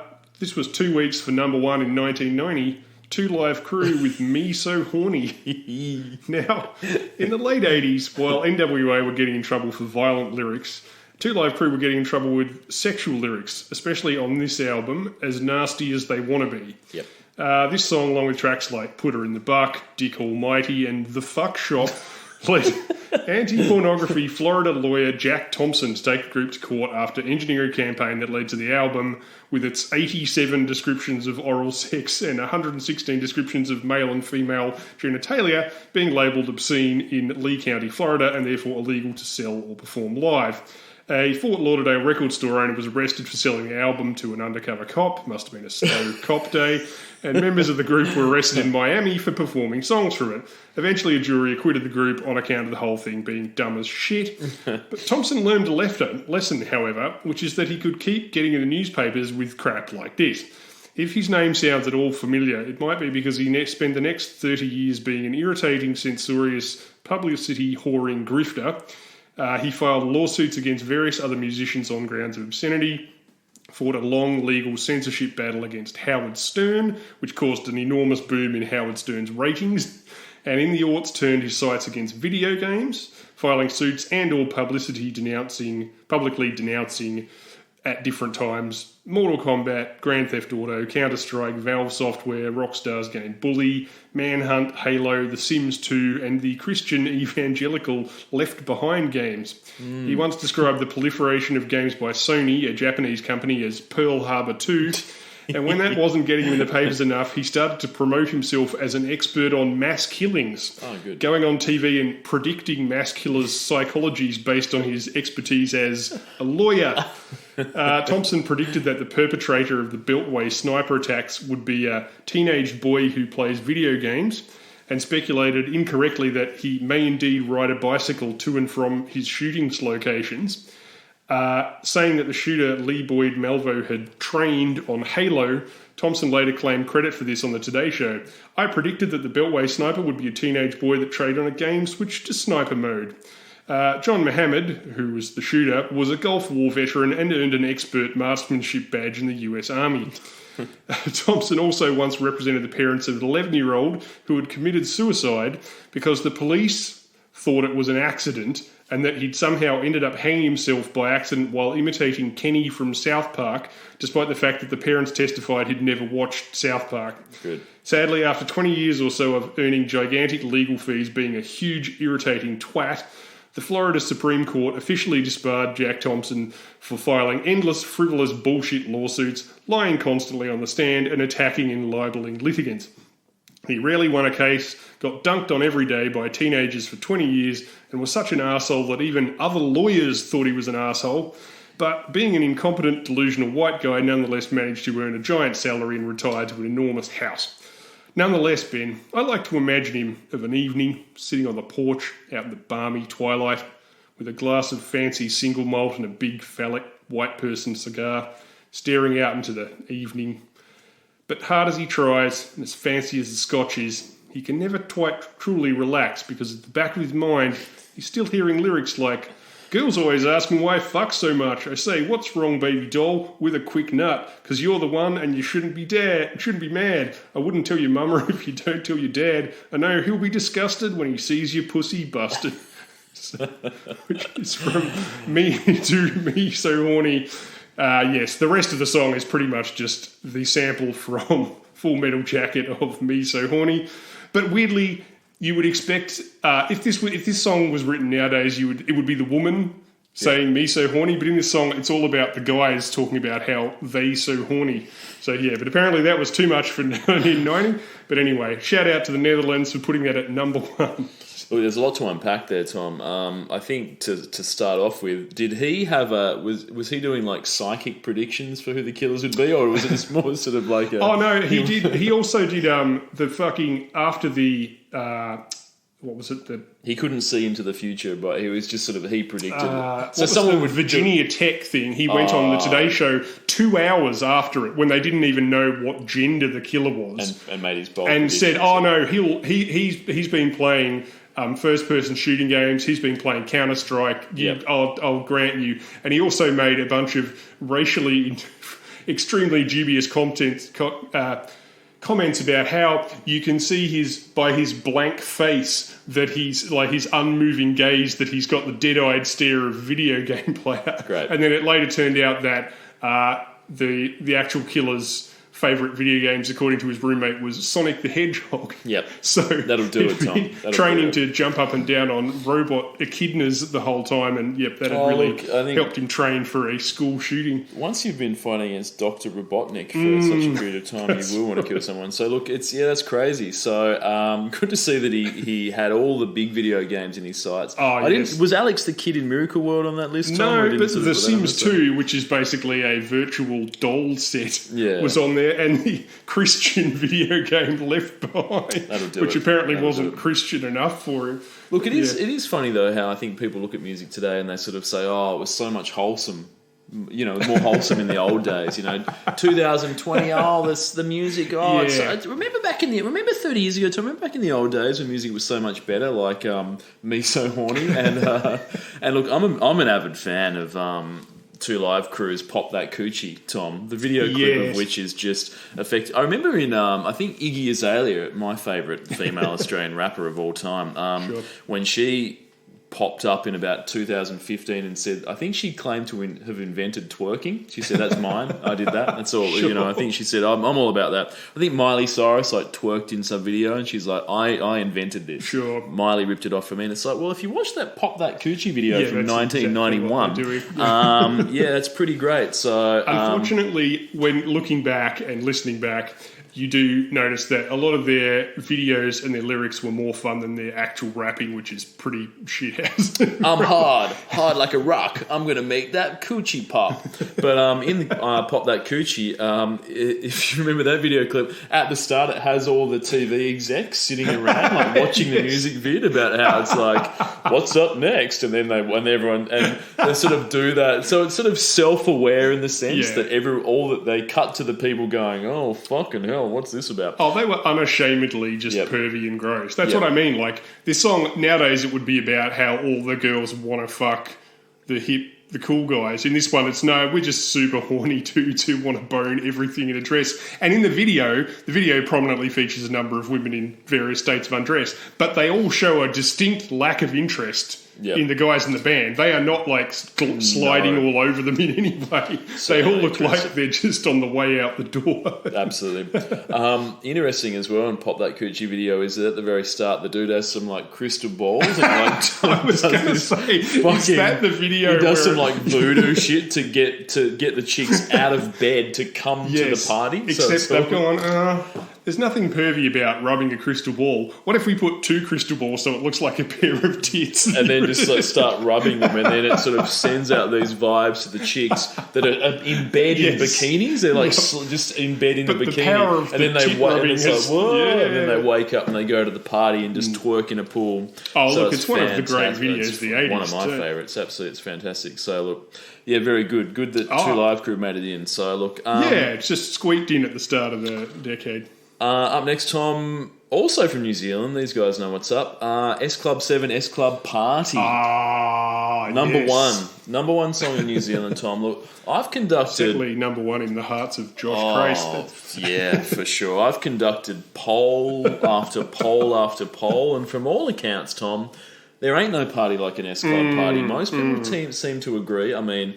There may be better parties, but there's certainly no party like an S Club party. That's right. So, look, you're an S Club 7 fan, I know. Oh, obviously. Yeah, absolutely. Look, I think the thing about this song for me personally is that, the thing about S Club 7 is that there's 7 members in the band, and each of them all have their own character and their own sort of vibe and what they're going for. And in this song, they all sort of have, I guess, they spell out what they want from an S Club party. So Tina, she's doing her dance. Okay. John, he's looking for romance. Paul's getting down on the floor. Hannah, she's screaming out for more. We want to see Bradley swing, Rachel do her thing. Jo, she's got the flow. Get ready, everybody, because here we go. So each member of S Club 7... Does that imply that Jo couldn't make it to the party because she was at home with a water bottle? And, I'm not really sure. Because the Red Baron was in town? Well, that's what it's implying, and I think that's what the S Club party... There ain't no party like an S Club party. That's very sex positive and female body positive, sure. It's ahead of its time. You can't always go to the party, you know? No, you can't. 1 week a month. You stay at home. Yeah, it's exactly what you do. And I think with this as well is that a lot of people don't realise that, sometimes a member leaves the band. Yeah. And you don't know what to do. Sometimes 2 members leave the band. What do? Sometimes 3 members leave the band. You get a replacement. Sometimes 4 members leave the band. What do? Well, if you're S Club 7, you simply change your name to S Club 3. You just keep on going. Tom. Hey, let's face it. Great. 7 is a frankly impractical number of people to have in a fucking band absolutely, anyway. Absolutely. So look, so this is a great song. There ain't no party like an S Club party. It gets me pumped up to this day. So for those that don't know S Club 7, they're a UK band, 7 dudes, 4 girls, 3 guys, I believe. Sort of the post Spice Girls. Post Spice Girls, yeah. They had their own TV show, and in that TV show, as well as a pop career, they had a TV show. So in that show, S Club 7, they moved to Miami. They're from the UK. They moved to Miami to try and make it big. So it's sort of, I guess, a bit of an autobiographical type TV show. They also sort of give off the vibe of like that sort of slightly crazed vibe of kids TV show presenters. I think this feels like kids TV. Yeah, that sort of almost drug-induced level of bounciness. Yeah, absolutely. So in the TV show, they move there. They're doing their S Club party thing. While they're waiting for their big break, to make it, obviously, they get a job working at a hotel. That's what happens. They're working there, they're just working at the hotel while performing at night, waiting to make it big. But they get into trouble with the Department of Labour as the hotel has employed foreigners and S Club 7 don't have the correct visas, Tom. So that is a problem for any young band that goes international to try and get their big break. Make sure you have the correct visa. Yes. I can't spell that out enough. So what happens is they need to go to court, obviously because they've breached the law. In court, the band persuades the judge to let them stay by performing one of their hits. So, you've broken the law, but, hey, can we bring this into evidence? S Club ain't no party like an S Club 7. The S Club party, the judge, he's fucking loving it. He's using, like, the gavel, he's hitting it on the desk in time of the music. He's sort of dancing around, and everyone's, like, happy with that. And then he just says, "Case dismissed. The song is so great." It's no stupider than the Kyle Rittenhouse trial. Exactly right. So in the end, I think that it's an accurate portrayal of a working courtroom, and it's also a great song. So I think it's good that S Club 7... And also good legal advice. Very good legal advice. If you go to court, just perform a song. Because as we've learned from things like X Factor and Idol, people love music. So if you're in front of a jury of your peers... Sing a song, and they'll be like, "That's pretty good." And as we've learnt from Air Bud, if there's nothing in the rule book that explicitly prohibits you doing a thing, then that means you are logically allowed to do the thing. Correct. So if there's nothing in the statute of that county's law enforcement policy that says you are not allowed to perform a song in this courtroom, even if there's 7 of you and you're all hot 20-year-olds, then you might as well give it a shot. Just give it a go. What's the worst that could happen? Nothing, I don't think. So, look, this is a great song. Life lesson as well regarding what to do in a courtroom if you are facing a criminal trial. Just go for it with the song Good Times. S Club 7, S Club Party. Love it. I have a special, speaking of personal attachments, won't crap on, but I lived in a share house once with a guy who's very big on S Club 7, as well as a lot of heavy metal, and we had a sort of... After a while, we sort of evolved with our Friday night, Saturday night routine, which was that regardless of who was in the house or what we had been listening to up until that point, there were 2 or 3 songs that had to be played before we charged out of the house and went out on the town. Yep. And that one of them was S Club Party. Yep. One of them was Bullet in the Head by Rage Against the Machine. Yep. And the other one was I can't remember. It was probably something by Fear Factory or something like Look, that. that's a good double team. I think not a lot of people would have S Club 7 and Rage Against the Machine in the same playlist. After you've had about 8 Powers Ice cans, they Yeah. do seem to seamlessly blend They do, together, absolutely. as though Nick Skitz himself could not have mixed them. I was going to say, DJ Sammy could not have programmed them more smoothly. DJ Sammy should be able to get S Club 7 into Bullet in the Head. So yeah, I reckon fantastic. DJ Funk Knuckle could have. Here again. Okay, that's enough about DJs from my childhood. Absolutely. What have we got next? Okay. Oh, Jesus Christ. All right. 1992. Number 1 in Belgium, Yep. France, Hong Kong, Italy, Greece, and Spain. Jordi d'être bébé, aka It's Tough to Be a Baby, which I will now say because the combination of Australian and French accents is one of the ugliest things in the world. Jeez. Jordi is listed in the Guinness Book of World Records, Ben, as the youngest singer ever to have charted a number 1 single. Okay. He achieved this in 1998 at the age of 4.5 Good. with the song It's Tough to Be a Baby. It's Tough to Be a Baby was number 1 for 15 weeks in Fucking France. hell. Just to put that in perspective, that's 2 weeks longer than any song was number 1 in the entire decade of the 90s in Australia. That was a record at the time, and it was a dance hit across Europe, Brazil, Latin America, South Korea, and Japan. It landed at number 58 on the Billboard Hot 100, making Geordie the youngest artist to ever chart there. He is the son of music producer Claude Lemoyne, who was involved with the Rockets from 1976 to 1992, then involved in culturally sanctioned child abuse from 1992 to 1996, which was when he was pimping out his toddler on TV and awards shows for, I assume, his personal gain, unless that toddler was unusually savvy with money. Still, I have to say, Ben, sometimes when there's a thing that you really want to hate, before you've even heard it or seen it, Yep. you just think, oh, I want to hate it. But then when you finally force yourself to experience it, it turns out to be somehow better than you thought it was going to be. Yep. This is not one of those things. Geordie sings and dances with the talent of a 4-year-old being prodded onto stage by a past-it musician who should be in court on child abuse charges. He performed on stage once at the American World Music Awards with actual musicians in the audience. Prince and Whitney Houston are on camera looking visibly appalled, possibly because of the song, but probably because he's fucking 4 years old. Yep. Eventually, in the mid-90s, France stopped playing his records over concerns that his parents were exploiting him. Yeah, you think so? That occurred to you, did it? By the time he was 9. Larry Flick from Billboard wrote, "He's an artist who can make the members of Criss Cross look like old fogies." He added, 5-year-old rapper/singer from France has topped the charts in almost every country in the free world and a few that aren't. The concept is simple. Geordie chirps and rhymes in French about the rigours of childhood over a bouncy pop dance beat. Top 40 pundits who regularly indulge in wacky novelty items will be salivating after the first chorus. I'm saying Larry Flick should have been immediately fired for his musical opinions and then put on some sort of watch list. But yeah, that's the Geordie story, and thank Christ that was the end of the Geordie story.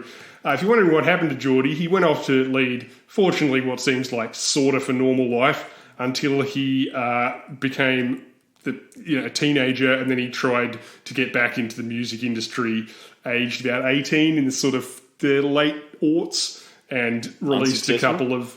I think he had a couple of French sort of songs, probably off the back of, people going, oh, it's that guy whose parents put him on stage when he was 4.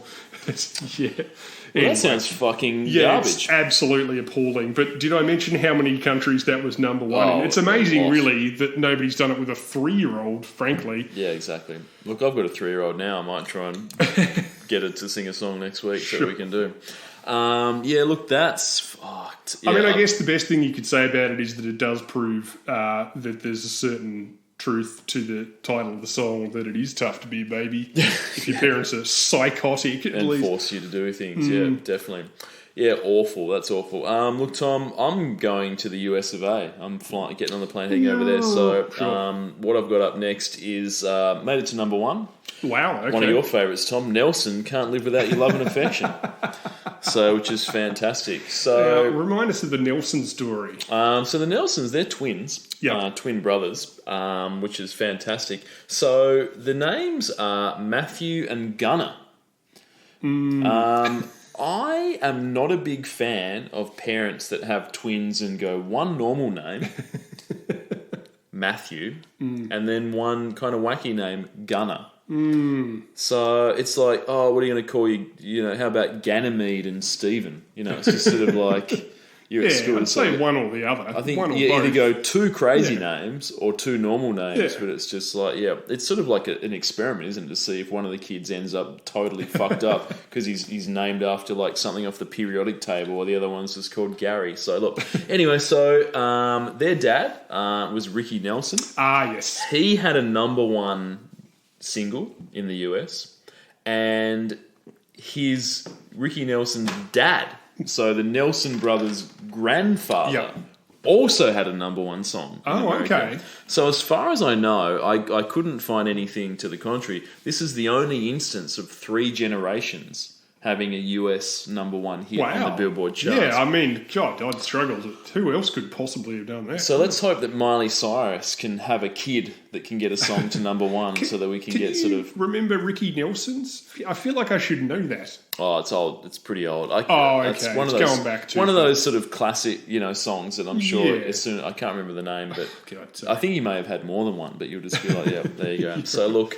Anyway, so 3 generations, fantastic. They had really long, blonde, flowing hair. Yep. And this song makes Extreme More Than Words look like Morbid Angel in terms of intensity. Yeah. It's fucking weak as fuck. So, look, this is sort of pretty shit, early 90s. And it's at that time where I think that they sort of... I think prior to this song, they sort of had a bit of a Poison hair metal thing going on. Yeah. And then they went, I don't know whether this is going to last forever.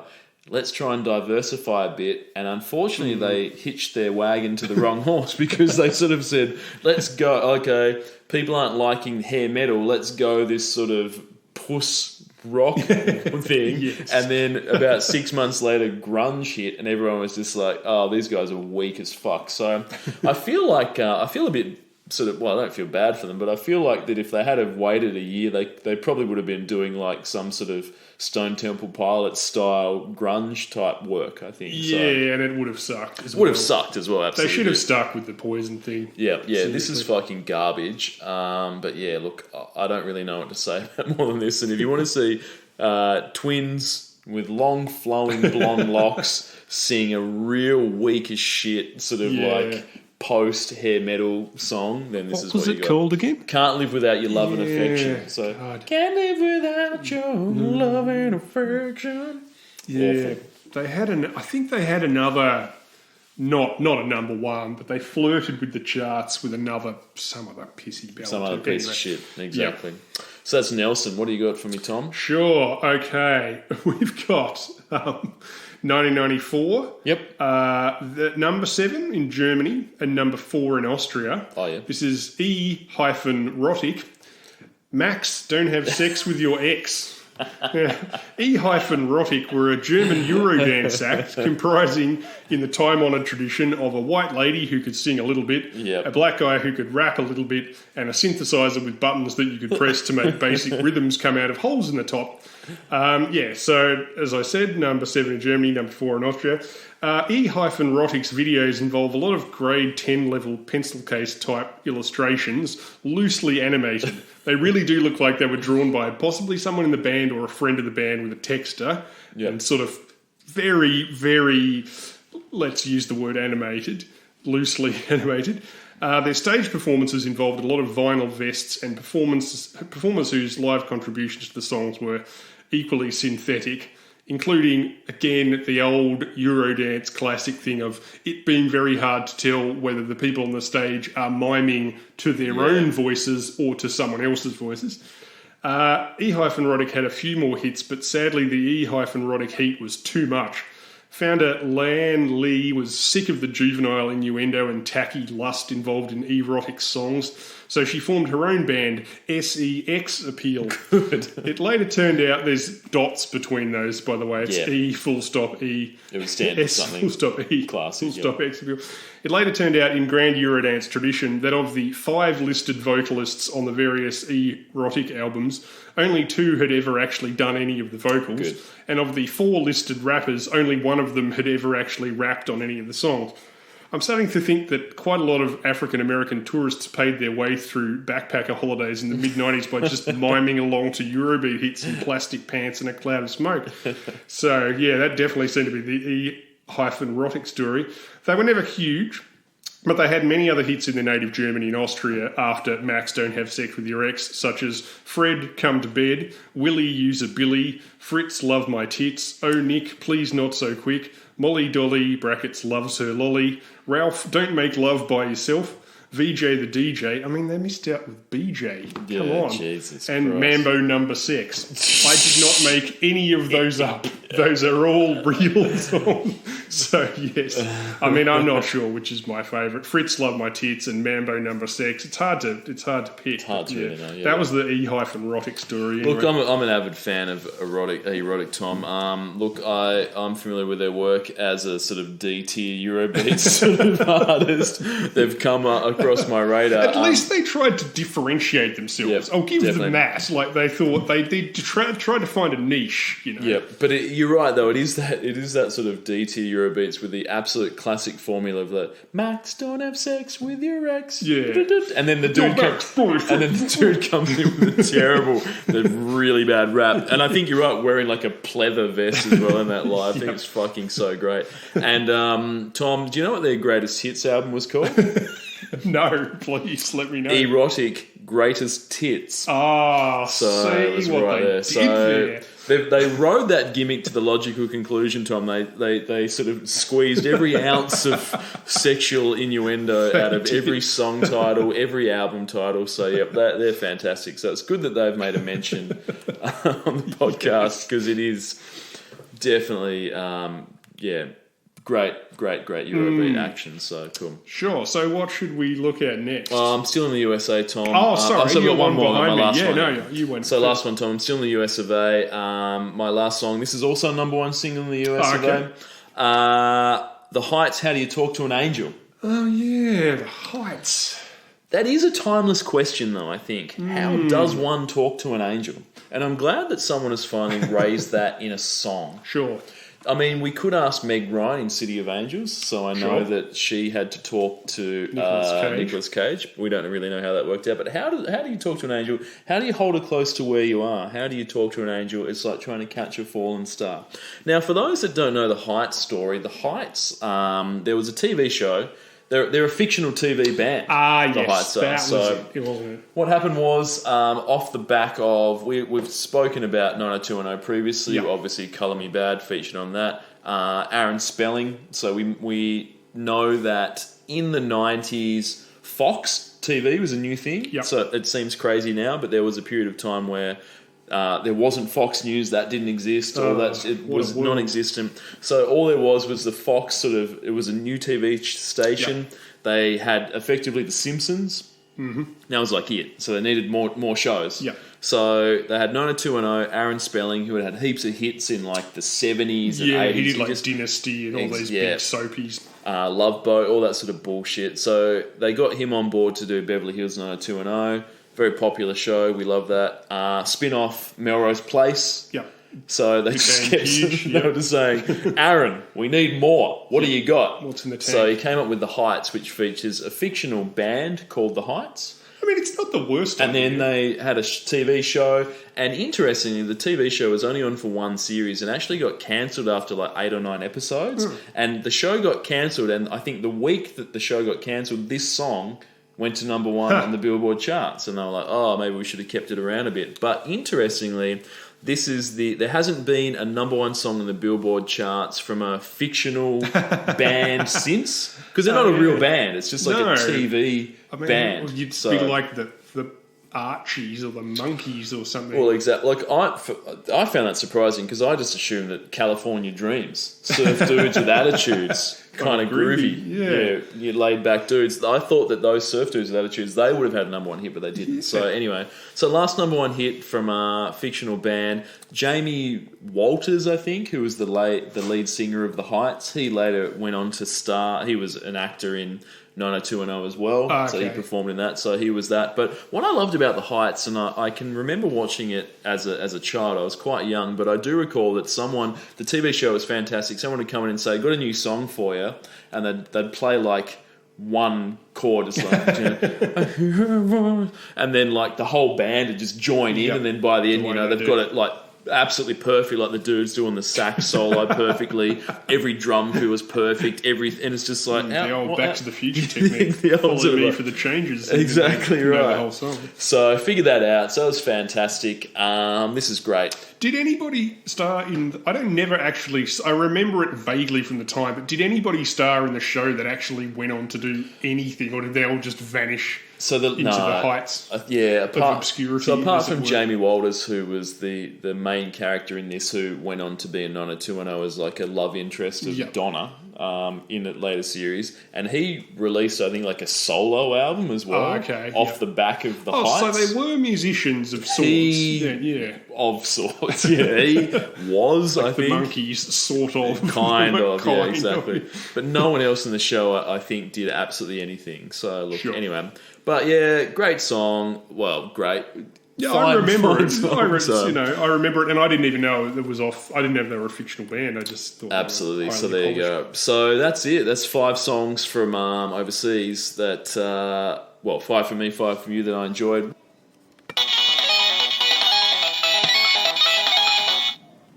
Hi, Ben and Tom here from Sunglasses at Night podcast.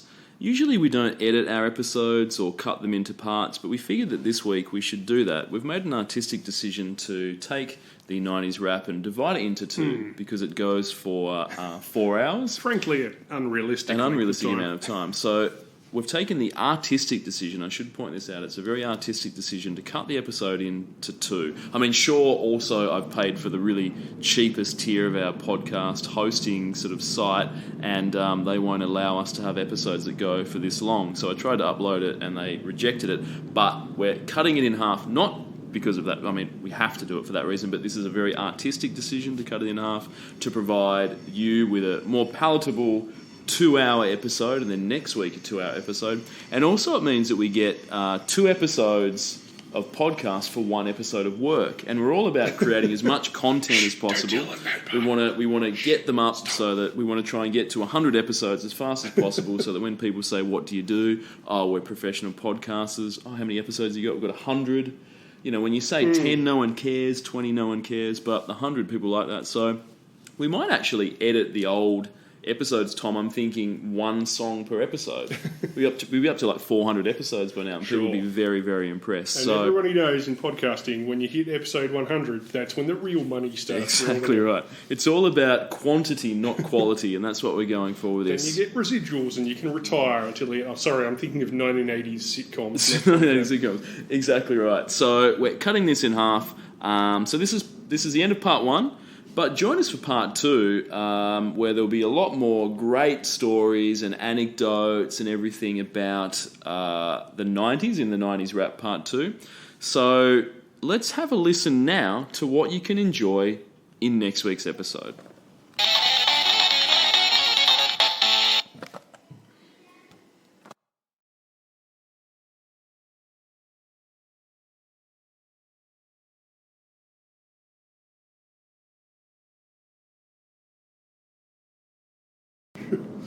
So, Tom, I was doing some research for the 90s rap and having a look, and, we've spoken a lot about grunge, obviously, in this, and I'm not sure whether you're aware, but obviously one of the biggest bands of the 90s that have continued through to today are the Foo Fighters, with their vocalist and guitar player, Dave Grohl. Now, Tom, I don't know if you're aware of this, but Dave Grohl, before he was in the Foo Fighters, he used to be in Nirvana.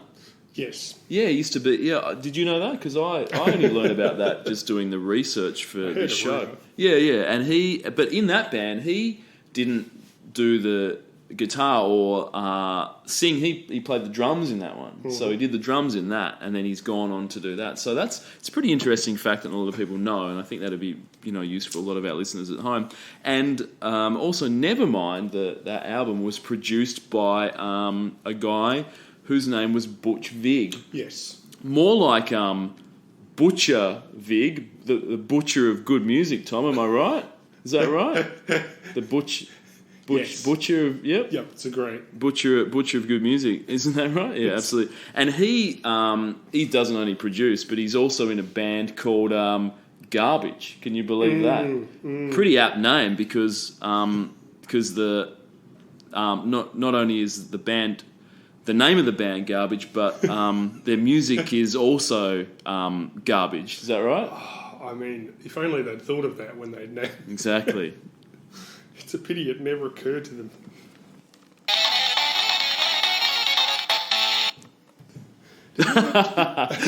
So there's just a few of the antics and stories we'll be telling next week in part 2. So please tune in for part 2. In the meantime, you can follow us on Spotify. Can you do that? I don't even know. Can you follow things? Whatever. Let's say you can. Yeah, you can.